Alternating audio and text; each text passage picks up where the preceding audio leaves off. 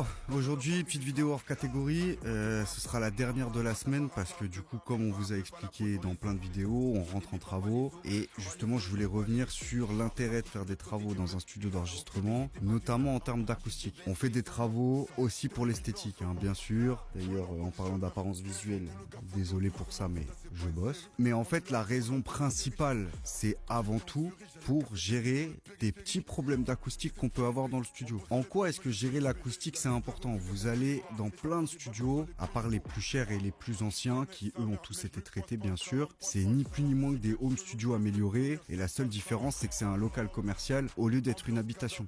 Et en réalité, l'acoustique, énormément d'artistes qui réalisent pas à quel point c'est absolument fondamental. Pourquoi? Parce que un bon enregistrement, c'est 80% d'acoustique. En réalité, le matériel c'est une chose, la façon de chanter c'est une autre chose, mais en réalité, pour qu'un enregistrement sonne bien, il faut une excellente acoustique. Par exemple, pour ceux qui utilisent beaucoup l'autotune, une mauvaise acoustique, ça va rajouter des fréquences parasites qui vont venir perturber l'autotune, tout simplement parce que vous pouvez avoir une résonance sur, je sais pas, je dis une bêtise, 272 Hz par exemple, et en fait cette résonance-là, elle va être absolument omniprésente dans toutes les prises de voix que vous allez faire, ce qui fait qu'en fait vous avez des notes parasites qui se glissent au beau milieu de votre œuvre musicale.